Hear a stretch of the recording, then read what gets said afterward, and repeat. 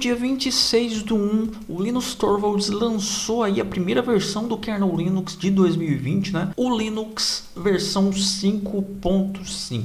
Nessa versão do kernel nós temos várias novidades para o mundo dos embarcados. Como todas as versões, tem bastante novidades para o mundo dos embarcados. Mas nessa versão em especial nós temos novas interfaces no GPIO-lib, no GPIO Subsystem. Nesse vídeo eu vou mostrar para vocês essas novas interfaces, né? Essas novidades que nós temos aqui do Linux versão 5.5. Então, quer saber mais? Fica comigo.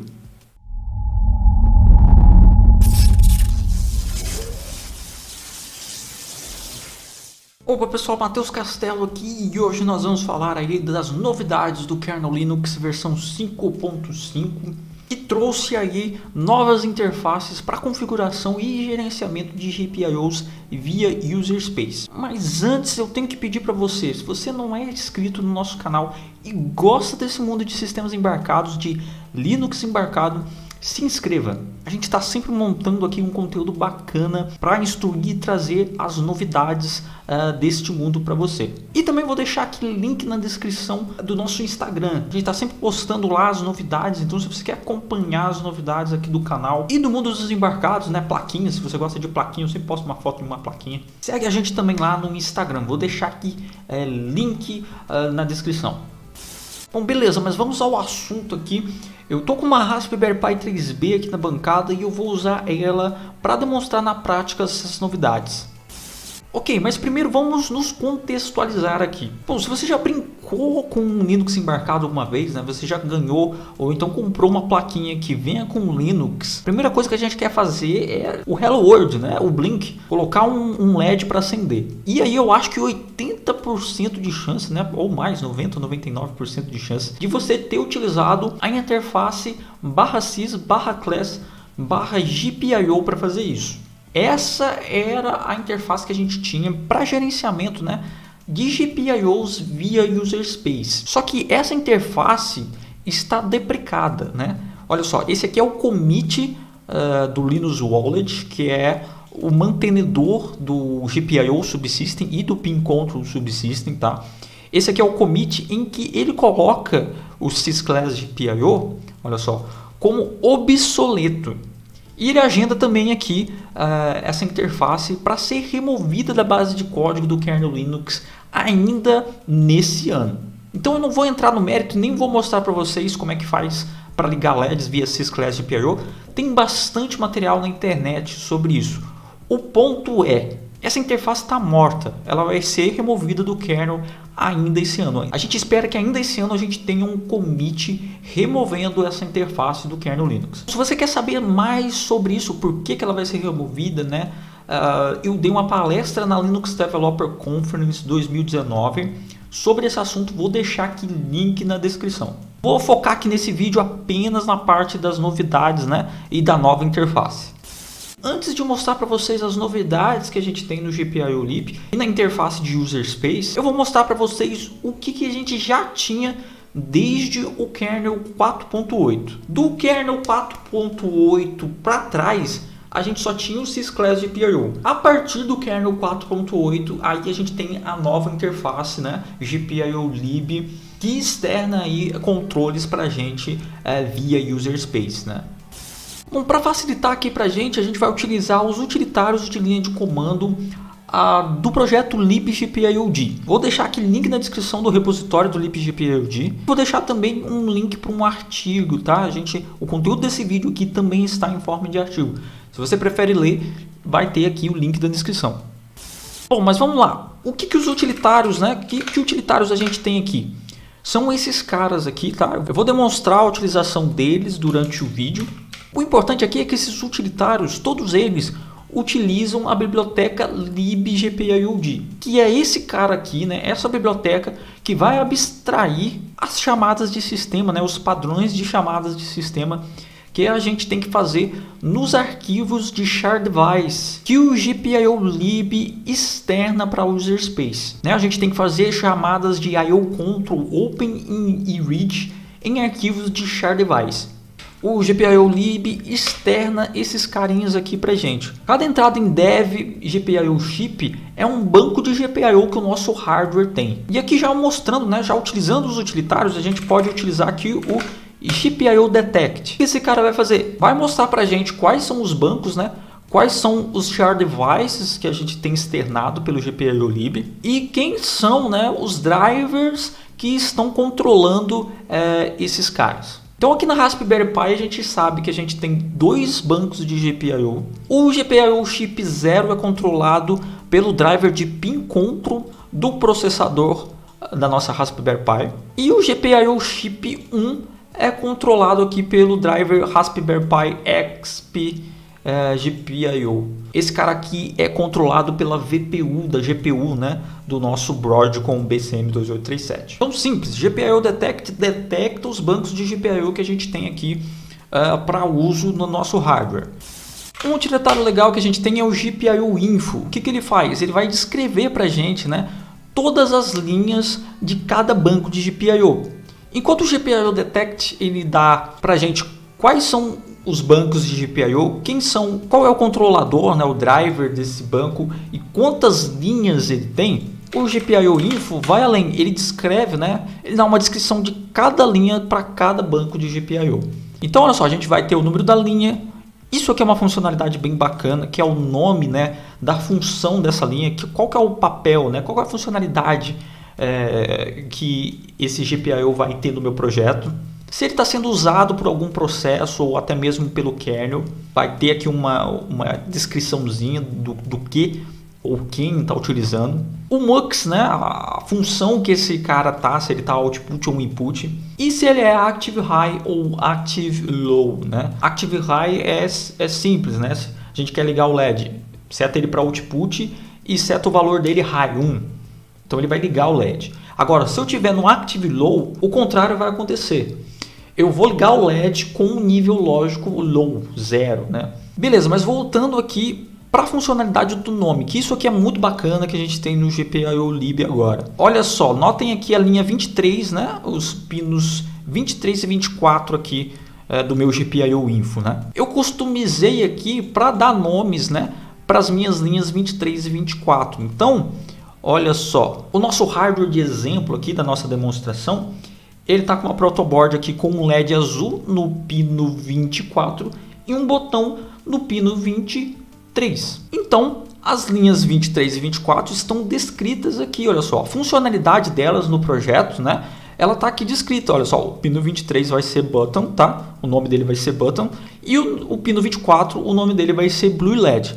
Beleza, Matheus, mas aonde que eu edito, né? Onde que eu seto esses nomes? Esses nomes têm que ser descritos no device tree. Por enquanto, a única forma de fazer isso é descrevendo os nomes no device tree do seu hardware, né, da sua plataforma. No caso do Raspberry Pi 3B, ele é descrito aqui nesse arquivo de device tree, o BCM2837 RPI3B.dts. E aí ele vai ter aqui o nó GPIO, tá? Que ele subscreve. E aí a gente vai ter a propriedade GPIO Line Names. É essa propriedade aqui que vão ter os nomes, né, de cada linha. E aí eu vim aqui e editei a linha 23 e 24 para colocar uma descrição da funcionalidade do que a gente vai utilizar no na nossa demonstração aqui. Bom, e descrever os pinos, né, as linhas pelos nomes, facilitam bastante na hora do desenvolvimento. Porque agora eu não vou precisar decorar qual que é o pino ou fazer aqueles cálculos, né, que a gente tinha no Sysclass GPIO, né, para achar o pino que a gente quer. Não, agora eu tenho uma coisa mais amigável, um nome. A ideia é que também no futuro, por exemplo, você vai ter uma plaquinha ou você vai fazer o PCB do seu projeto, ao invés de você colocar um número ali, você vai colocar um label, né? O nome que descreve aquele pino. E aí, através da interface do GPIO lib aqui, você vai acessar direto o nome. Para isso, a gente tem aqui o utilitário GPIO Find. O que esse cara aqui faz? Ele vai resolver para a gente o nome.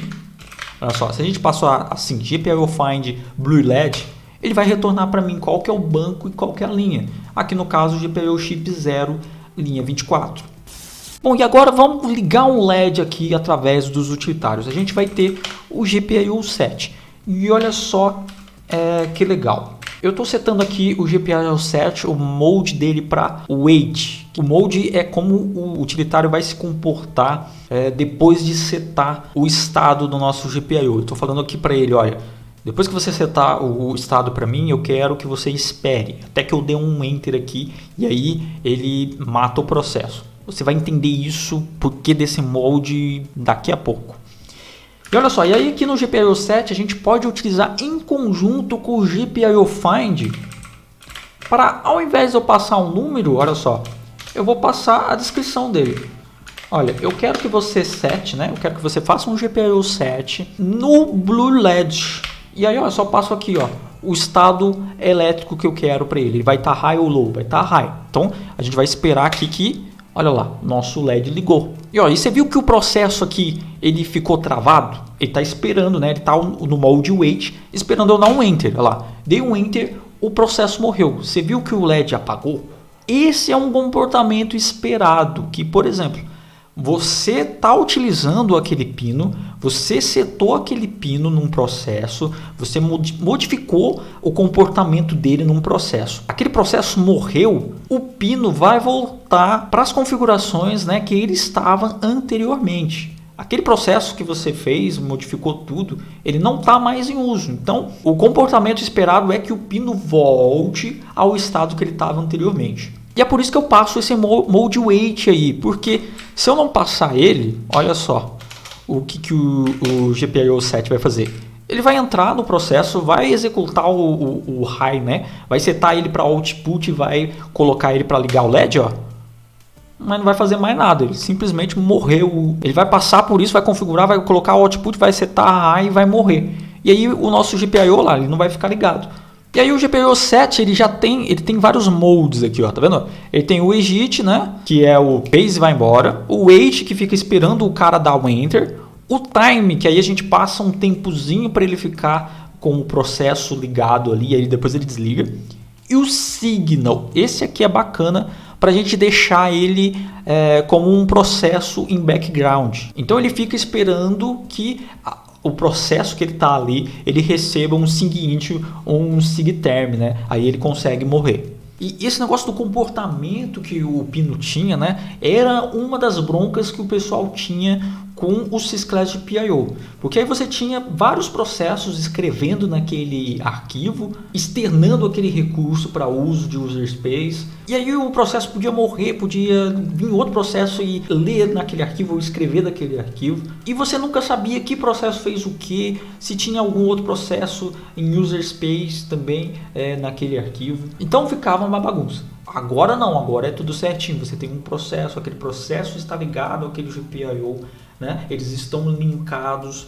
Se o processo morre, o recurso que ele está utilizando volta ao estado original e aí você pode utilizar ele do estado original por um outro processo. Bom, e eu vou utilizar aqui o GPIO 7 novamente para mostrar uma coisa bacana para vocês. Eu vou setar aqui o GPIO 7 com o mode signal, tá? E vou passar esse argumento aqui, o "-b", que é o de background. O que esse negócio vai fazer? Ele vai deixar o nosso GPIO 7, né, o processo do GPIO 7 rodando em background. Ele vai ficar esperando por um SIG-term, né, para poder liberar o recurso do pino. Então, olha só, eu setei ele para output com um nível lógico high, ligou o nosso LED, ó, tá ligado aqui o nosso LED, tá? E esse processo está rodando em background, ó. O nosso pino ainda está sendo utilizado pelo processo. E olha que legal, se eu utilizar agora o utilitário GPIO Info e der uma olhada aqui na linha 24, que é o do Blue LED, olha só, o info aqui vai dar pra gente, olha, esse pino aqui está sendo utilizado, tá? E olha só a descrição de uso também. A GPIO Lib, quando você utiliza, né, quando tem algum recurso utilizando algum pino, é recomendado que você descreva por que, né, que motivo ou que processo está utilizando esse pino.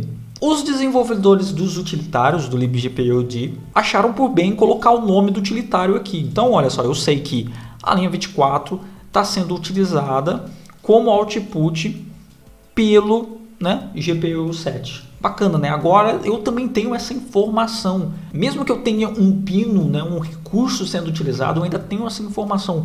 Quem ou por que esse pino está sendo utilizado.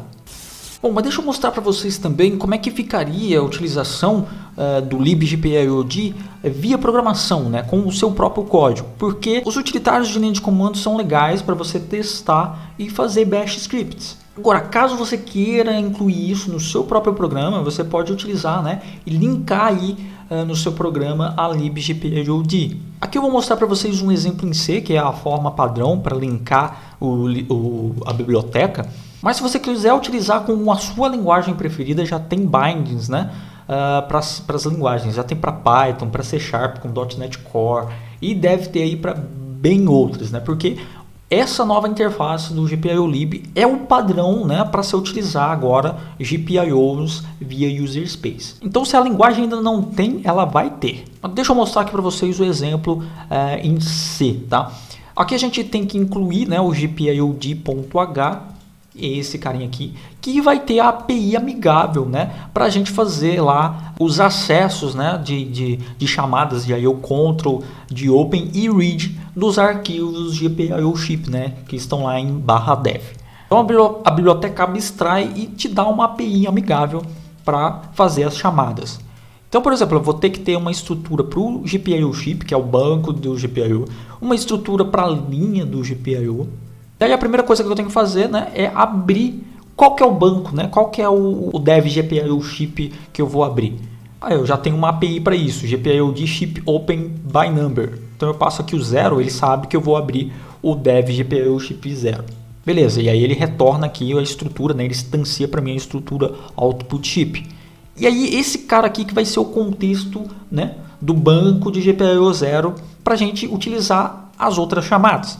Então, por exemplo, olha só, aqui eu estou fazendo a mesma coisa lá do GPIO find, por exemplo, e estou passando aqui o contexto do output ship, né, que é o nosso GPIO ship 0, com o nome que a gente descreveu, né, do nosso pino onde está ligado o LED azul. E aí ele vai instanciar para a gente aqui informações, né, da linha de GPIO que tem o nosso nome Blue LED. Então ele vai resolver lá para a gente, né, que olha, o Blue LED está no GPIO chip 0, que a gente passou como contexto, linha 24. Com essas duas estruturas instanciadas, agora a gente pode executar ações, né, configurações e multiplex, né, de funções em cima desse cara. Olha só, esse GPIO de line request output, o que ele vai fazer? Ele vai setar a nossa linha como output. E olha só aqui aquele negócio que eu falei da descrição, né? É recomendável que você passe uma descrição do porquê que você está utilizando essa linha. E aí eu coloquei aqui, ó, embarcados demo, que é a nossa demonstração aqui. E também estou passando aqui que esse cara vai ter um active state high, que quer dizer que se eu passar o estado high para ele, 1, né, ele vai ligar o LED. E se eu passar low, ele vai desligar o LED. E por fim eu faço o blinkzão, né? Coloco ele dentro de um loop infinito aqui. E utilizo o GPIO de line set value. Estou passando de novo a estrutura do output line e o valor que eu quero setar na nossa linha. Para cada iteração desse loop aqui, ele vai mudar, né, de 0 para 1. Vai dormir um segundinho e vai rodar de novo. E aí a gente vai ver aqui, né, o GPIO de line set value trocando aqui o valor, né, elétrico do nosso pino onde está ligado o LED azul. Vamos ver se isso aqui é verdade mesmo. Eu cross-compilei ele aqui para ARM. Tá aqui na Raspberry Pi já. E tô rodando ele. Olha lá, o nosso LED piscando, tá? E olha só que bacana, tá? Aqui eu tô deixando a demonstração rodando. O LED está piscando. E aqui nessa outra aba eu tenho também conectado no nosso Raspberry Pi via SSH. E se eu rodar o GPIO info, olha lá a linha 24. Olha lá a descrição de uso, né? Ele está sendo utilizado como output e tal por embarcados demo. Então eu sei que é o nosso processo, né, de demonstração de Blink aqui que está rodando. Se eu matar o processo, olha lá, acabou, ele volta ao estado em que ele estava antes. Olha lá, pino 23 não usado como input. Bacana, né? Bom, e o que acontece por debaixo dos panos, né? Lá dentro do kernel, né? Quando a gente faz essas chamadas em user space. Então a gente vai ter aqui em cima a linguagem que a gente preferiu, né? E ela vai estar linkada com ou vai ter os bindings para o libgpld. A biblioteca, por sua vez, vai abstrair as chamadas de IO control, open e read dentro, né, do arquivo do char device do dev GPIO chip, que o GPIO lib vai externar em user space. As chamadas de sistema, por sua vez, vão fazer a interrupção e passar o controle para o kernel. O kernel vai rodar então a API do GPIO lib, que o GPIO lib é uma API também, né, é um framework para o kernel space. Ela vai ter ali chamadas, né, genéricas para os device drivers, né, utilizarem, consumirem pinos de GPIO. Porque aí você deixa o seu driver genérico, ele não vai funcionar só para uma certa arquitetura, ele vai funcionar para todas as arquiteturas que implementam aquela API do GPIO lib.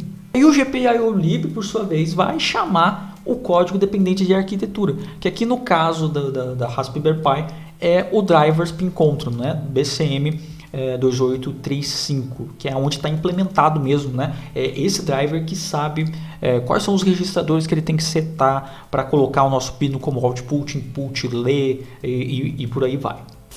Bom, beleza, e você deve ter percebido, né, que eu só mostrei utilitários e no código também exemplos de output, setando o nosso pino como output. Deixei para o final aqui as formas de utilitário, né, as demonstrações de entrada, de input, porque elas vão nos ajudar a entender as novidades, enfim, as novidades do kernel versão 5.5. Mas antes, o que a gente já tinha desde o kernel 4.8?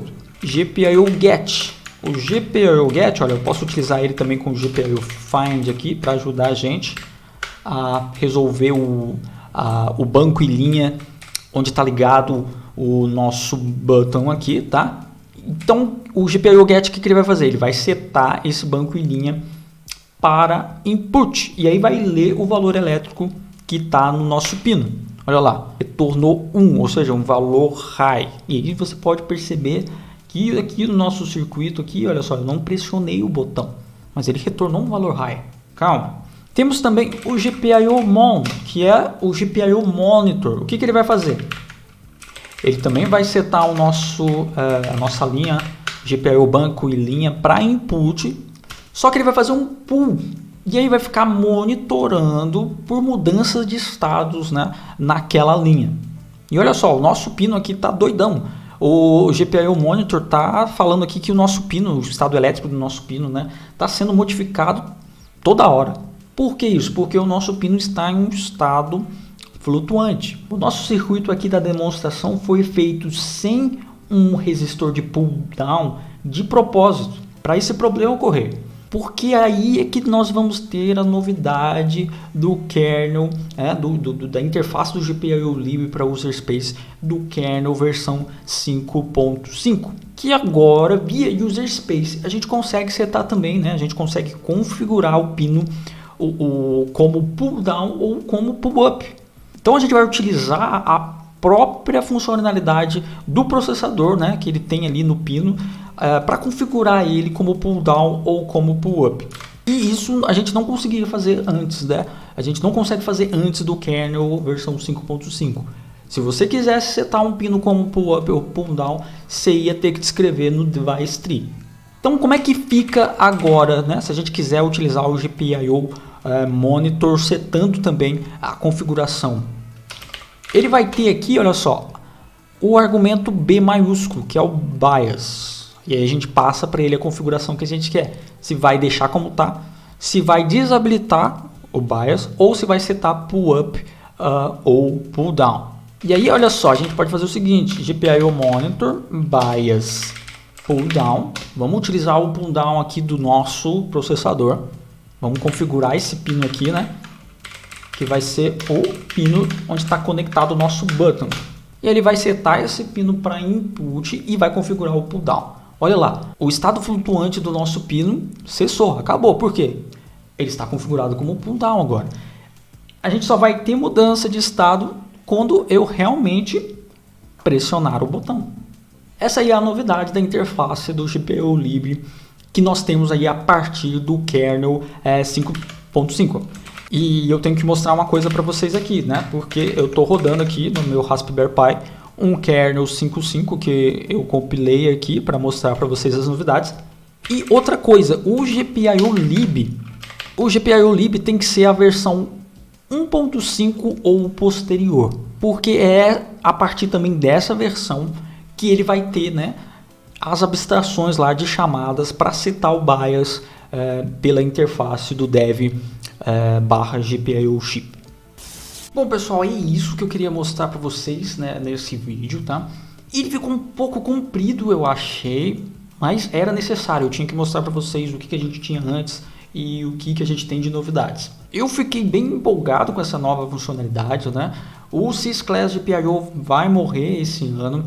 A forma mais segura e recomendada agora para acessar GPIO via User Space é através da interface do GPIO-lib, tá? Então vamos começar a parar de usar o Sysclass aí, vamos utilizar o libgpio-d a partir de hoje. Como essas são novidades, né, que saíram no último domingo, né, deve demorar aí um pouco para chegar ainda no Raspbian, né, ou em outras versões do kernel de plaquinhas aí de desenvolvimento, né. Então provavelmente para você utilizar essa nova funcionalidade do pull down e pull up via User Space, você vai ter que compilar o seu próprio kernel e o seu próprio libgpio-d.